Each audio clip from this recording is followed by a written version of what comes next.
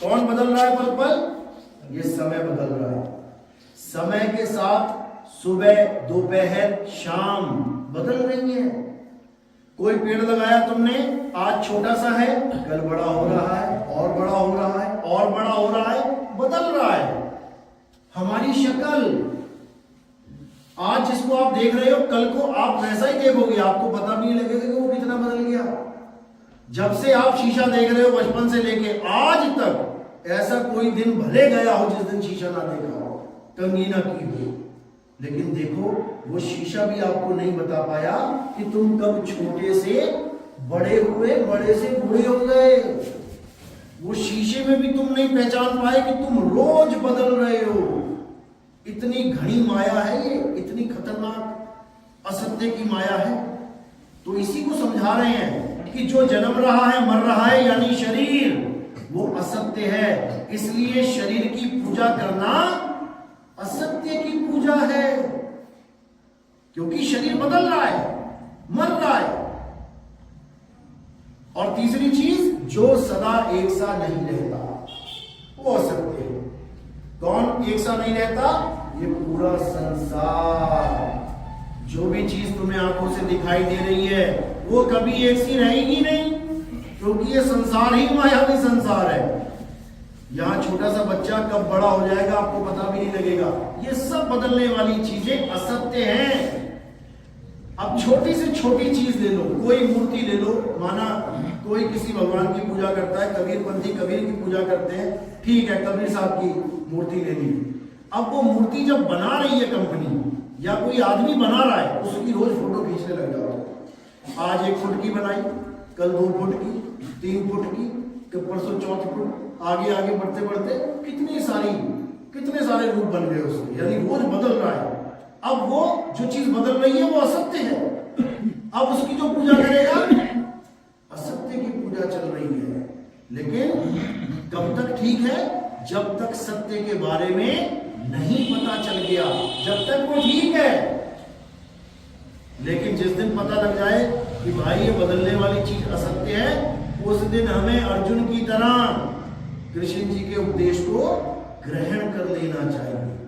यानी जब तक तुम्हारा बच्चा डॉक्टर नहीं बन गया, तब तक वो छोटी क्लासों में पढ़ता रहे, 1ली, 2री, 5वीं, 10वीं, 11वीं, 12वीं। लेकिन अगर 12वीं में भी रुक गया तो डॉक्टर नहीं बन पाएगा। फिर क्या करना है? अब 12वीं तक का ज्ञान छोड़ देना है, 12वीं की किताबें छोड़ देनी है, 12वीं का गुरु छोड़ देना है, 12वीं का स्कूल छोड़ देना है। अब कहां जाना है? कॉलेज में। अब मिलेगा तुम्हें एडमिशन MBBS में। यानी अब तुम्हारी तरक्की हो गई है, अब तुम आगे बढ़ गए हो। अब जो ज्ञान तुम्हें मिलने वाला है वो LKG UKG से लेके 12वीं तक, उससे आगे का ज्ञान मिलेगा। तब तुम्हारे नाम के आगे डॉक्टर लगेगा। तो असत्य में क्या आता है? संसार में जो कुछ भी दिख रहा है सब असत्य है, सब बदल रहा है, सब बनया है, बिगड़ेगा। ये तो हो गई असत्य की परिभाषा।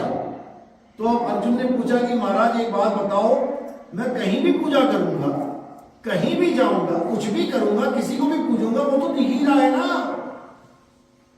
मैंने पीपल को पूजा, वो दिख रहा है और रोज बड़ा हो रहा है, आगे पत्ते हरे से पीले हो रहे हैं, पीपल बूढ़ा हो रहा है, एक दिन पीपल भी गिर जाएगा। तो यानी मेरी पूजा असत्य की पूजा हो गई। मैं किसी शरीर की पूजा कर रहा हूं, किसी भी देवी देवता की पूजा कर रहा हूं, वो दिख रहे हैं। और जब वो पैदा हुए छोटे से थे, धीरे धीरे बड़े हुए और एक दिन वो संसार छोड़ के चले गए। इसका मतलब क्या? मैं असत्य की पूजा कर रहा हूं। मैं किसी भी धर्म स्थल की पूजा कर रहा हूं, एक दिन वहां मंदिर नहीं था, मस्जिद नहीं था, गुरुद्वारा नहीं था, चर्च नहीं था, इंसानों ने बनाया, बना के बड़ा किया और एक दिन वो ढह गया। तो यानी मैं असत्य की पूजा कर रहा हूं। तो कृष्ण जी ने कहा बिल्कुल, सब असत्य की ही पूजा कर रहे हैं। तो अर्जुन ने कहा महाराज फिर सत्य क्या है? मुझे सत्य की जानकारी दो कि आखिर सत्य है क्या। सारा संसार सत्य को खोजना चाहता है, ढूंढना चाहता है, पाना चाहता है, लेकिन सारा संसार उसकी पूजा कर रहा है जो आंखों से दिखाई दे रहा है। और जो आंखों से दिखाई दे रहा है वो एक दिन जरूर बदल जाएगा। तो फिर सत्य क्या है? तो पता है क्या बोला वहां पे? कृष्ण जी ने क्या बोला? कहते हैं सत्य वो है, अब डेफिनेशन सुन लो सत्य की। सत्य वो है जो कभी जन्मता नहीं, कभी मरता नहीं। सत्य वो है जो कभी बदलता नहीं, वो सदा सदा एक रस अखंड रहता है। अब ऐसा कौन है जो कभी पैदा नहीं हुआ, कभी मरेगा नहीं? उसकी पूजा करनी है, उसकी पूजा करनी है जो कभी पैदा नहीं हुआ और कभी मरेगा नहीं। तो अर्जुन कहता महाराज ऐसा कौन है यहां पे? अरे आप भी तो पैदा हुए हो, हम भी पैदा हुए हैं, सब पैदा हुए हैं, देवी देवता गण उनके माता पिता के नाम सबको पता है, सब पैदा हुए हैं। तो ऐसा कौन है जो कभी पैदा नहीं हुआ? तब कृष्ण जी ने समझाया उसको कि एक ऐसी चीज है जिसका ना तो कभी जन्म होता है, ना उसकी कभी मृत्यु होती है, और उसका नाम क्या है? आत्मा। आत्मा है उसका। आत्मा का नाम सुना है? सबने सुना है? अपनी अपनी आत्मा लेके आओ साथ में, किसी घर तो नहीं रहेगी भाई। देख लो जेब देख लो कहीं आत्मा लेके। हाँ यही पहचान है, यही पहचान है। अभी मैं मोबाइल कहूँ ना, मोबाइल लाए कि नहीं, जेब देखोगे हाँ लाया हूँ, अरे घर रह गया। लेकिन मैं कहूँ ना आत्मा लाए हो, एक भी नहीं बोल सकता कि नहीं लाया। समझ लो, क्योंकि आत्मा के सहारे यहाँ तक पहुंचा है शरीर। अगर आत्मा शरीर छोड़ देती ना, वहीं पड़े होते कहीं ना कहीं। तो वो आत्मा जो अजर अमर अविनाशी है, जिसका ना कभी जन्म होता है ना कभी मृत्यु होती है, वो सदा तुम्हारे साथ है। ये आत्मा है, उसी आत्मा को जानना है अर्जुन। उस आत्मा को ना तो कोई शस्त्र काट सकता है, ना अग्नि जला सकती है, ना वायु सुखा सकती है, ना जल भिगो सकता है। उस आत्म तत्व को जानना ही हमारे मनुष्य जन्म का परम लक्ष्य है। ये है हमारा लक्ष्य, ना कि हिंदू मुस्लिम से ईसाई करना, या एक दूसरे से नफरत करना, या एक दूसरे को गालियां देना। ये लक्ष्य नहीं है हमारा। हमारा लक्ष्य है उस एक परम सत्य को जान लेना, चाहे वो हिंदू होके जान लो, चाहे वो मुसलमान होके जान लो, चाहे तुम सिख होके जान लो, चाहे तुम ईसाई होके जान लो। वो आत्मा तो सबके पास है। किसके पास नहीं है भाई? हिंदुओं के पास है, मुसलमानों के पास नहीं है क्या?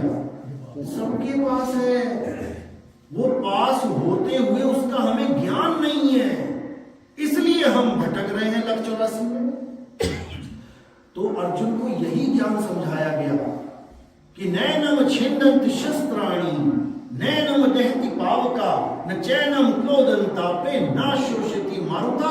हे अर्जुन, इस आत्मा को कोई खत्म करने के कर ही नहीं सकता, ऐसा कोई समर्थ है ही नहीं। इसी आत्मा को जानना है। अध्याय 3 17वां श्लोक पढ़ो जरा, अगर घर में गीता है तो। क्या बोलते हैं कृष्ण जी?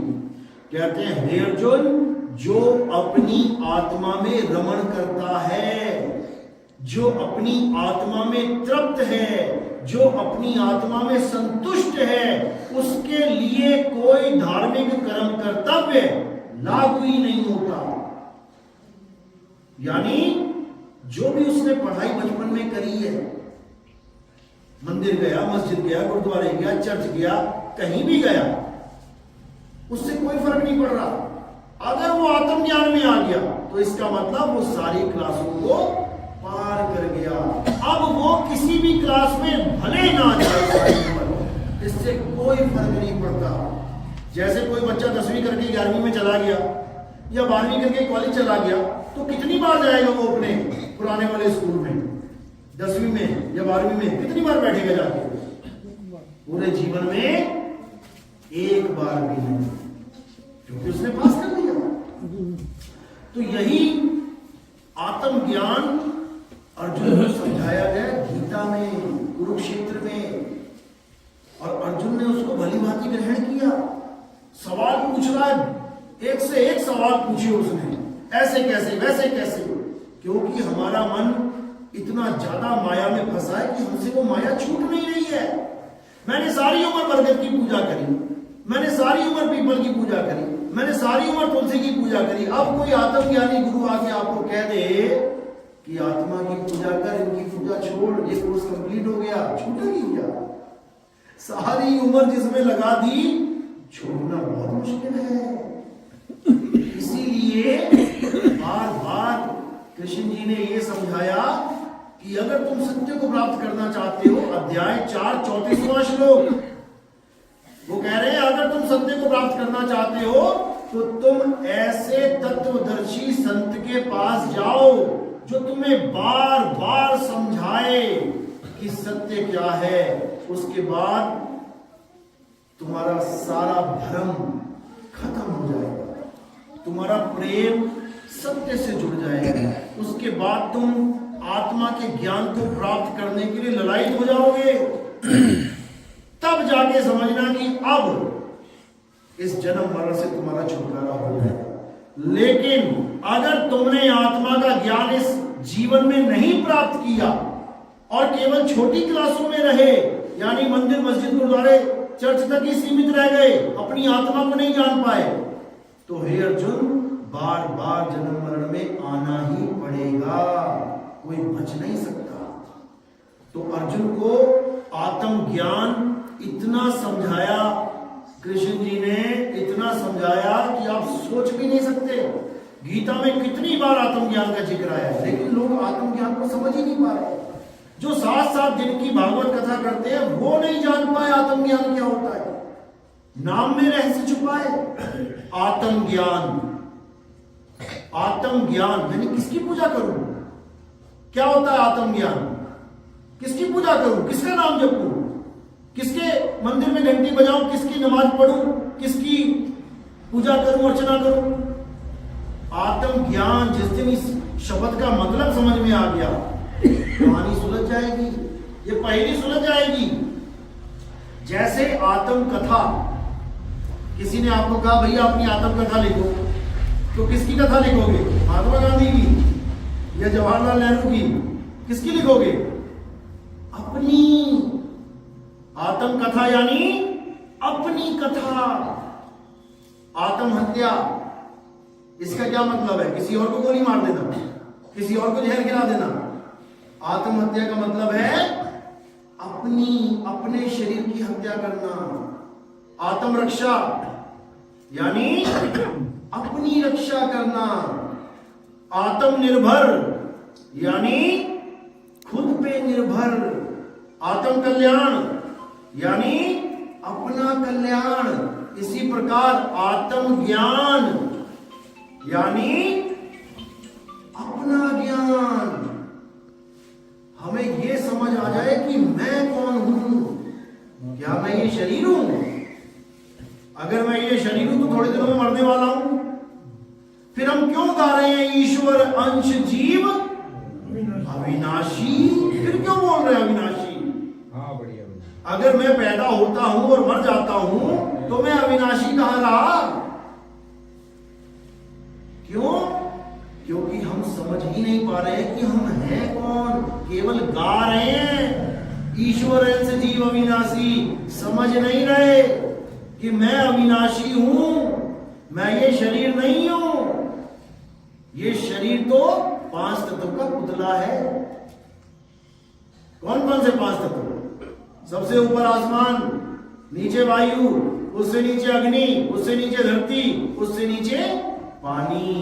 इसी को भगवान कहते हैं भा ग व आ न। भा से भूमि, गा से गगन, वा से वायु, वा से अगन, ना से नीर। इसी 5 तत्वों को भगवान कहते हैं। इसीलिए कृष्ण जी ने जब अर्जुन को अपना विराट रूप दिखाया तो क्या दिखाया उसने? इतने सारे शरीर दिखाए, इतने सारे शरीर दिखाए कि होश उड़ गए। कहता महाराज ये क्या है, आप कौन हो इसमें? वो कहते ये मेरे ही रूप है, यानी ये सब भगवान हैं, यानी ये 5 तत्व के पुतले खड़े हैं भगवान। और इस संसार में जितने भी लोग दिखाई दे रहे हैं वो सब मेरे ही रूप हैं। ये तत्व ज्ञान समझा रहे हैं वो। तो एक रूप है काया रूप, जिसको असत्य बोला गया है। अगर आप उन रूपों में से किसी की भी पूजा करोगे तो आप किसकी पूजा कर रहे हो? शरीर की। शरीर की पूजा करोगे वो असत्य की पूजा है। अब दूसरा कौन सा रूप है? एक रूप तो हो गया शरीर जो पैदा होता है नाश हो जाता है। अब एक रूप और है कृष्ण जी का जो ना आदमी है ना औरत है ना नपुंसक है। वो कौन सा रूप है? वो है आत्म स्वरूप।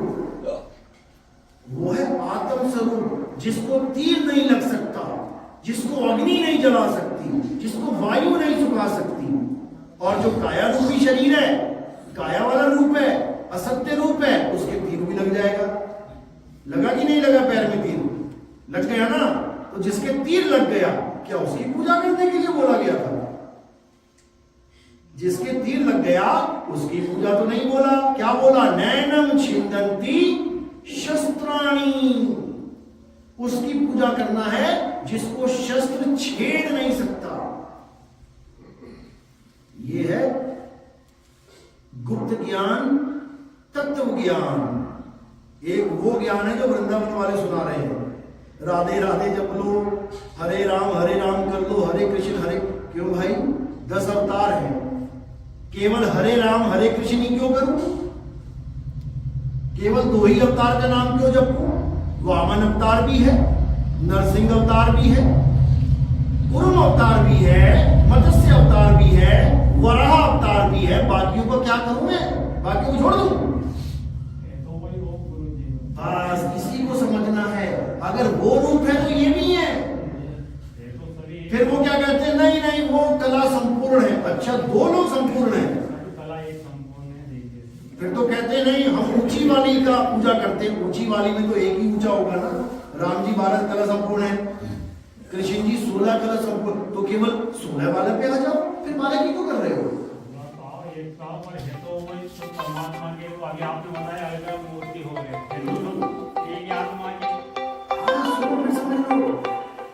यहाँ पर तत्व ज्ञान की बात चल रही है।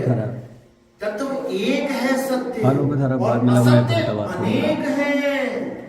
असत्य अनेक है और सत्य एक है। वो हिंदू के लिए भी है, मुसलमान के लिए भी है, सिख के लिए भी है, ईसाई के लिए भी है। वो एक है। वो आत्म स्वरूप की बात हो रही है। और हम भजन में भी गा रहे हैं, तुझ में राम मुझ में राम सब में राम समाया, सबसे कर लो प्रेम जगत में कोई नहीं पराया। अब कोई मुसलमान को हम कहे कि तुझ में राम, वो कहेगा भैया मुझ में राम नहीं है। वो कहेगा मुझ में राम नहीं है, मुझ में तो अल्लाह हो सकता है, राम नहीं हो सकता। क्यों कहेगा वो ऐसा? पता है? क्योंकि हमने राम को भगवान राम बना दिया है। राम का मतलब है जो रम रहा है, रमण कर रहा है सब में। कौन रम रहा है? वो आत्म राम रम रहा है सब में। आपके शरीर को कौन चला रहा है? आत्मा। मेरे शरीर को कौन चला रहा है? आत्मा। हम सबके शरीर को कौन चला रहा है? आत्मा। तो रमा हुआ कौन है? आत्मा। और चल कौन रहे हैं? अलग अलग अलग अलग शरीर। और ये सारे शरीर नाशवान है, एक भी ना बचेगा। लेकिन आत्मा अविनाशी है।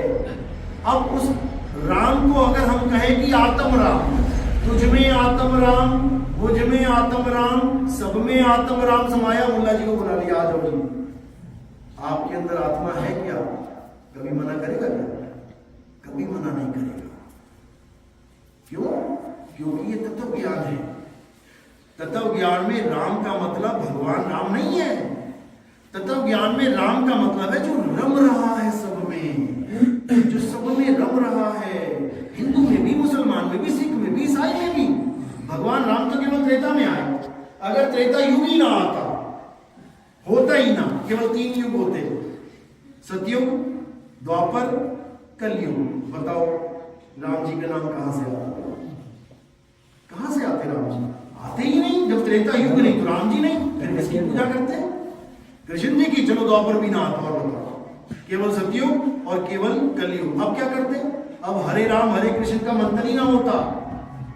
इसीलिए वो समझा रहे हैं कि जो हमारा असली राम है वो कौन है? वो इस समय से परे है। चाहे सतयुग भी ना आता, द्वापर भी ना आता, त्रेता भी ना आता, कलयुग भी ना आता, तब भी वो राम था, है, रहेगा। वो है असली राम और उसको कहते हैं आत्म राम। उसकी महिमा गाई है गीता में, लेकिन कोई समझ ही नहीं पाया। उन्होंने साफ बोल दिया, हे अर्जुन, जो मुझे इंसान यानी मनुष्य करके समझता है, जो मुझे आदमी करके जानता है, वो कभी मेरी पूजा कर ही नहीं सकता, क्योंकि मैं आदमी हूं ही नहीं, मैं आदमी हूं ही नहीं। समझ लो, गीता का ज्ञान नहीं है। और अगर कोई कहे कि मैं औरत हूं, तो मैं औरत भी नहीं हूं। कैसे? भस्मासुर को किसने मारा था? आदमी ने कि औरत ने? भस्मासुर को किसने मारा? आदमी ने कि औरत ने? किसने मारा भस्मासुर को? पता ना भस्मासुर कौन है? वो नचा के हाथ सिर पे रख दिया। आदमी ने मरवाया कि औरत ने मरवाया उसको? औरत ने। राहु जब बैठ गया देवताओं के बीच में, उसकी गर्दन किसने काटी? आदमी ने कि औरत ने? किसने काटी? औरत ने। तो इसका मतलब विष्णु जी औरत है क्या? विष्णु जी औरत है क्या? असल में वो आदमी और औरत है ही नहीं। आदमी और औरत क्या है? मिट्टी का शरीर है। वो आदमी औरत नहीं है। वो जब चाहे मछली बन जाए, वो जब चाहे कछुआ बन जाए, वो जब चाहे जंगली वरा अवतार ले ले, वो जब चाहे बामन बन जाए, वो जब चाहे नरसिंह बन जाए। यानी उनका ये माया है, ये खेल है। और अगर हम उनके शरीरों को पकड़ के बैठ जाएंगे तो हमने किसको पकड़ लिया? माया को पकड़ लिया। इसीलिए बोला गया गीता में, हे अर्जुन, ये सारा संसार मेरी माया में ऐसा उलझा हुआ है, एक भी जीव मेरी माया को पार नहीं कर सकता, लांघ नहीं सकता। एक भी जीव मेरी माया में उलझ उलझ के मर जाएंगे। ये कौन लांघ सकता है? ये भी बता रखा है। ये भी बता रखा है। कौन? जो तत्व ज्ञान को जान लेता है, जो उस तत्व को जान लेता है जो कभी बनता और बिगड़ता नहीं है, जो माया से परे है, क्योंकि बनने और बिगड़ने वाली चीज माया है।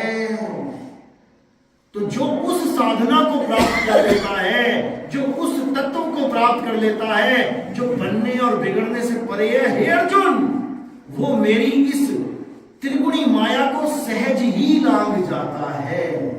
बिल्कुल क्लियर लिखा हुआ है। लेकिन माया छूटती नहीं है, यह माया छूट ही नहीं रही है। इसीलिए फंसे पड़े हैं सारे। मौत आ गई सामने, आज 70-70 साल के हो गए, लेकिन माया नहीं छूट रही। क्यों नहीं छूट रही? कारण क्या है? क्योंकि सत्य को नहीं जान पा रहे। जिस दिन सत्य को जान लिया कि मैं क्या हूं, सबसे पहले ये माया छूटेगी। सबसे पहले ये छूटेगी। ये जो काया है ना, यही माया है। इसी काया को पकड़ के बैठे हैं सारे, सब पकड़ के बैठे हैं, सोच के बैठे हैं मैं ना मरूं, जबकि सबने जाना है। भूले बैठे हैं। तो यही समझाया जा रहा है गीता में कि इससे पहले कि तुम्हारी मृत्यु का समय सामने आ जाए, ना तुम्हारे पिता बचा पाएंगे, ना तुम्हारी माता, ना भाई बहन, ना मित्र दोस्त, कोई नहीं बचा पाएगा। उस समय कौन बचाएगा? केवल और केवल आत्मज्ञान। आत्मज्ञान बचाएगा तुम्हें। कैसे बचाएगा? कैसे बचाएगा आत्मज्ञान? बिल्कुल वैसे जैसे एक आदमी को तैराकी कोई सिखा दे और उसको सिखाने के बाद नदी में धक्का दे दिया जाए, अकेला को गिरा दिया जाए, अब कौन बचाएगा उसे? उसे वो ज्ञान बचाएगा जो उसने गिरने से पहले प्राप्त कर लिया। इसी प्रकार आत्म ज्ञान मृत्यु से बचा लेता है। कैसे बचाएगा? जैसे ही मृत्यु आएगी तो पता है क्या करता है आत्मज्ञान? क्या करता है? सारा ध्यान शरीर से हटा के आत्मा में लगा देता है। और याद रखना, इस जीव का गुण है, ये जिसका ध्यान करेगा अंत समय में, ये उसी का रूप धारण कर देगा। ये गुण है। अगर तुमने कुत्ता पाल रखा है घर में और तुम्हारा 24 घंटे कुत्ते में ध्यान है, तो अगला जन्म तुम्हारा कुत्ते का ही होने वाला है, चाहे तुम दुनिया के बड़े से बड़े दानी बन जाओ। याद रखना, एक ऋषि था, भागवत में कथा आती है, बहुत तपस्या करने वाला ऋषि, सारी उम्र ब्रह्मचार्य में रहा, तपस्या करी, हरे राम हरे कृष्णा, वेद पढ़े, गीता पढ़ा, सारे हवन यज्ञ किए, बूढ़ा हो गया, जर्जर हालत हो गई, मरने वाली स्थिति हो गई। उसके आश्रम में एक छोटा सा हिरण का बच्चा आ गया। अब उसने क्या किया, उस बच्चे को पाल लिया। अच्छा किया बुरा किया? अच्छा किया, पाला, उसको खिलाया पिलाया, उसकी रक्षा करी। अब धीरे धीरे बच्चा बड़ा होने लग गया और वो ऋषि उस बच्चे पे मोहित हुआ, प्रेम हो गया उसको, बहुत अच्छा। 24 घंटे उसके बारे में सोच रहा है, कहाँ है, कोई खा तो नहीं गया उसको, देखो जरा, अच्छा कर रहा है कि बुरा कर रहा है? अच्छा कर रहा है, जीव से प्रेम कर रहा है, जीव की रक्षा कर रहा है। करते करते करते करते एक दिन भक्ति में बैठा हुआ है, हिरण के बच्चे को बांध रखा है बाहर, घास डाल रखी है, और जैसे ही प्राण निकलने लगे, उसी समय मृत्यु आ रही है, वो बैठा हुआ है भजन में, जैसे ही प्राण निकलने लगे, वो क्या सोच रहा है, अरे भाई हिरण के बच्चे को मैंने बांधा हुआ है, घास डाल रखी है, कितने दिन चलेगी? 1 दिन 2 दिन, उसके बाद बंधा बंधा ही मर जाएगा भूख से। कोई भेड़िया आ गया, कोई शेर आ गया, बाघ आ गया, ये तो अपनी जान भी नहीं बचा पाएगा। अच्छा सोच रहा है कि बुरा सोच रहा है? उसका अच्छा सोच रहा है। अब इस सोच का फल क्या मिला उसे? अब इस सोच का फल क्या मिला उसे कि उसको मुक्ति की जगह, प्रभु के वैकुंठ की जगह हिरण की योनि मिल गई। वो हिरण की योनि में चला गया और उसके बाद शेरों के आगे जान बचाता भाग रहा है। सारी उम्र का पूजा पाठ, सारी उम्र का वेद पुराण, सारी उम्र का हवन यज्ञ धरे का धरा रह गया, केवल एक गलती के कारण। और क्या गलती है वो? अंत समय में गलत जगह ध्यान कर दिया, हिरण का ध्यान कर दिया उसने, गलत जगह ध्यान चला गया उसका। इसी प्रकार हम भी बार बार जन्म मरण में इसीलिए फंस रहे हैं क्योंकि हमें पता ही नहीं है ध्यान करना किसका है। अगर हमें पता लग गया कि ध्यान किसका करना है तो मौत अब आए, कल आए, परसों आए, जब मर्जी आए, हमें पता है हमने क्या करना है। जैसे आज हमने तैराकी सीख ली, अब कोई आज फेंक दे, कोई कल फेंक दे, कोई परसों फेंक दे, कोई 10 साल बाद पानी में फेंक दे, डुबा नहीं सकता। बस यही है तत्व ज्ञान। हे अर्जुन, जो अपनी आत्मा को जान लेते हैं, जो अपनी आत्मा के दर्शन कर लेते हैं, जो अपनी आत्मा में स्थित हो जाते हैं, उनको ये काल बली उनका कुछ नहीं बिगाड़ सकता। यमराजा की इतनी हिम्मत नहीं कि उसको खींच के लेके जा सके। क्यों? क्योंकि वो आत्मा हो जाता है। जिसका ध्यान करोगे वही हो जाओगे। हिरण का ध्यान किया, हिरण हो गए। कुत्ते का ध्यान करोगे, कुत्ते हो जाओगे।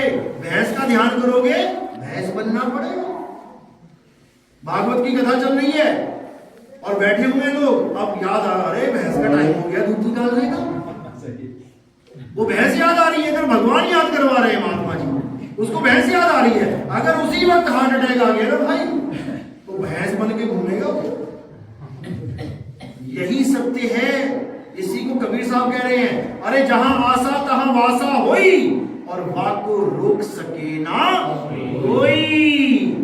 इसलिए ठीक है, मंदिर मस्जिद गुरुद्वारे जो आपने किया अच्छी बात है, बहुत अच्छी बात है कि आप कम से कम धार्मिक तो रहे, कम से कम आप एक पवित्र आत्मा तो रहे। लेकिन ये मंजिल नहीं है। मंजिल क्या है? तत्व ज्ञान। मंजिल है आत्मज्ञान। तो कबीर साहब की एक वाणी है, जल में मीन प्यासी, मुहे देखत आवे हासी, आत्म ज्ञान बिना नर भटके, कभी काबा कभी काशी।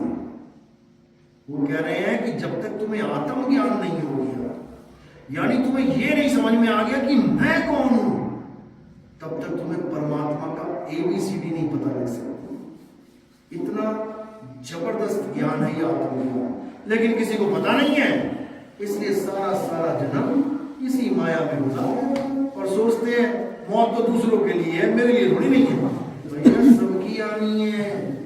अभी पूरा एंजॉय चल रहा है, खा रहे हो, पी रहे हो, खूब समय बर्बाद कर रहे हो। जिस दिन डॉक्टर ने कह दिया ना तेरी दोनों किडनी फेल है, उसी दिन से तुम्हें समझ में आ जाएगा कि ये जीवन कैसा होता है।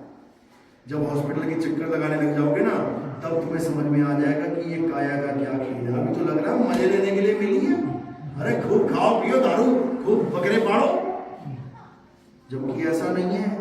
ये कर्म का भोग होगा। एक एक जो कर्म तुम कर रहे हो उसका तुम्हें हिसाब देना पड़ेगा। राम जी ने, भगवान थे ना राम जी, बाली को मारा तीर।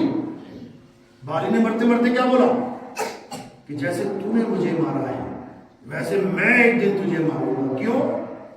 रावण को भी मारा था राम जी ने, रावण को ना बोला। कुंभकर्ण को मारा, कुंभकर्ण ना बोला। बाली क्यों बोला? क्योंकि छुप के मारा, मर्यादा भंग करी। मर्यादा भंग करोगे तो उसको भुगतना पड़ेगा। इसी प्रकार अगर किसी बकरे का, किसी मुर्गी का, किसी मछली का कत्ल करोगे तो तुम्हें भुगतना पड़ेगा, तुम्हें बन के आना पड़ेगा वो सब। गाय को हम धार्मिक पशु मानते हैं, अपना गाय की रक्षा करते हैं, अपना धर्म समझते हैं। अरे गाय का तो कोई अवतार ही नहीं है भगवान जी का। और जो अवतार लिए उन्होंने मछली अवतार, मत्स्य अवतार, कुर्म अवतार, कछुआ अवतार, गोरा अवतार, जो जंगली सुअर लोग मार मार के अचार बना रहे हैं, अरे वो तो अवतार है भगवान के। तुम उसको खा रहे हो, तुम्हारा हालत खराब हो जाएगी तुम्हारी। तुम गाय गाय कर रहे हो, गाय का तो कोई अवतार भी नहीं है कि विष्णु जी का कोई अवतार है गाय का। मछली जो खा रहा है वो विष्णु जी का पक्का दुश्मन हो गया है, समझ लो, क्योंकि उनका अवतार है वो। आज अगर कोई बंदर को मारे ना तो क्या कहते हैं, इसने हनुमान जी को मारा है। तुम बंदर को हनुमान मान सकते हो और तुम मछली को विष्णु जी नहीं मान सकते हो। हालत खराब हो जाएगी सबकी। इसलिए बिल्कुल भी मांसा आहार नहीं करना है। मांस का आहार, मांस खाने का मतलब है कि तुम अपना ही मांस खा रहे हो। क्यों? क्योंकि जो करोगे सो भरोगे। याद रखना इस बात को। तुम किसी को प्रेम दोगे, प्रेम मिलेगा। तुम किसी को गाली दोगे, गाली मिलेगी। तुम किसी को गुस्सा करोगे, गुस्सा मिलेगा।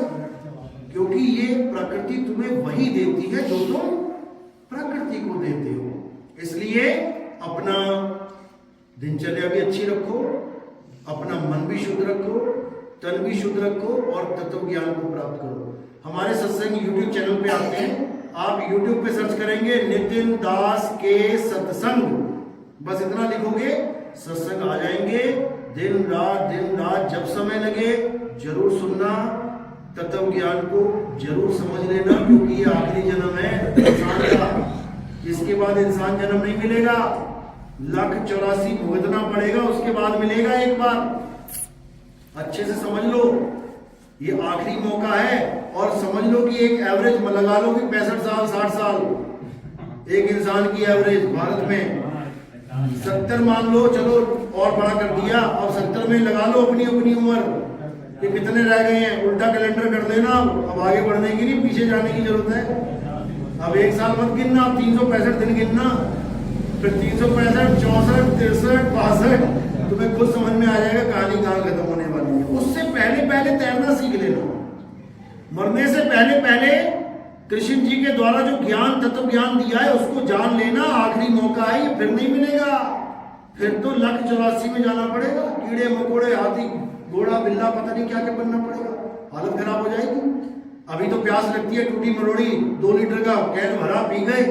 जब हिरण बन जाओगे ना तब एक एक घूंट के लिए बार बार तालाब के पास आना पड़ेगा। शेर दौड़ाएगा पहले 4 किलोमीटर, जान बच गई तो इतनी जीभ निकलेगी, हाफोगे, फिर पानी ढूंढोगे, पानी पीने जाओगे तो नीचे मामा छुपा बैठा है पानी में। कौन? मगरमच्छ। कहता आ बेटा तुझे मैं बताता हूँ। शेर से बच के गए तो एक घूंट पानी के लिए मगरमच्छ के मुंह में जाना पड़ेगा। ऐसी लानत भरी जीवन हो जाएगा हमारा, समझ लो। अभी कोई झापड़ मारता है, 2 मिनट में पहुंच जाते हैं FIR कराने। फिर बकरा बन गए ना, कसाई के बाड़े में पड़े हुए हैं। 1000 लोग देख के चला जाएगा, एक ना छुड़वाएगा, किसी गर्दन कटेगी, एक भी ना छुड़वाएगा। तुमने कितने छुड़वा दिए? तुमने कितनी मुर्गियों को छुड़वा दिया? तुम भी बैठे होगे वहां पे, टुकड़ू कर रहे होगे और 2 मिनट में आके छुरी चल जाएगी। तो ऐसा हाल हो जाएगा कि तुम बता भी नहीं पाओगे किसी को अपना दुख। गाय कोई आती है, बैल कोई आता है, उसकी आंखें देखना, उसकी आंखों में से ऐसी अश्रु की धार है कि निशान पड़ चुके हैं रो रो के, और तुम सोच रहे हो कि 33 करोड़ देवी देवता बैठे हैं गाय में, वो रो रही है 24 घंटा। वो बता रही है, हमें समझा रही है कि मैं जिस योनि में फंस गई हूं तुम मत फंस जाना, निकल जाओ, अभी समय है, अभी इंसानी चूल्हा मिला हुआ है, कल्याण हो जाएगा। एक बार इंसानी चूल्हा खत्म तो भगवान का नाम ना जप पाओगे, फिर ना कोई सत्संग सुन पाओगे। बता दो, इंसानों के अलावा कोई और जानवर सत्संग सुन रहा है? केवल इंसान जन्म, और ये बहुत खतरनाक खेल है, याद रखना। इसके बाद 184 में एक बार डिस्कवरी चैनल देख लेना अच्छे से, एनिमल प्लेनेट, ये सारे चैनल देखना, दुनिया भर के जानवर दिखाए जाएंगे, कैसे कैसे रूप धारण करने पड़ेंगे। अभी तो कितना सुंदर रूप मिला हुआ है, उसके बाद पूंछ भी आ जाएगी, सींग भी लग जाएंगे, फिर करोगे भक्ति, तब ना होती। चलो आज का सत्संग यही समाप्त करते हैं। बाकी सत्संग आप YouTube पे सुन सकते हैं, नितिन दास के सत्संग आप YouTube पे डालोगे, उसमें साधना चैनल, ईश्वर चैनल, कई चैनलों में पड़े हुए हमारे सत्संग, 200-250 चैनल लोगों ने बना रखे हमारे नाम पे। बस सुनते चले जाना, शुरू में समझ में नहीं आएगा। ये PhD की पढ़ाई है, याद रखना, ये PhD की पढ़ाई यानी 12वीं से भी आगे, कॉलेज से भी आगे उसकी पढ़ाई है। जल्दी समझ में नहीं आएगी, लेकिन मालिक की दया हो गई तो अपने आप समझ में आने लग जाएगी। अभी जितनी बात मैंने बताई समझ में आई किसी के? हाथ खड़ा करो जिसके समझ में आई। किसी के भी नहीं आई? चलो एक आई है ना, इसका मतलब मालिक की दया बीच में गया है, अब धीरे धीरे धीरे अपने आप तरक्की हो जाए। चलो तो आज का सत्संग यही समाप्त करते हैं। बोलिए परम पिता परमात्मा की जय।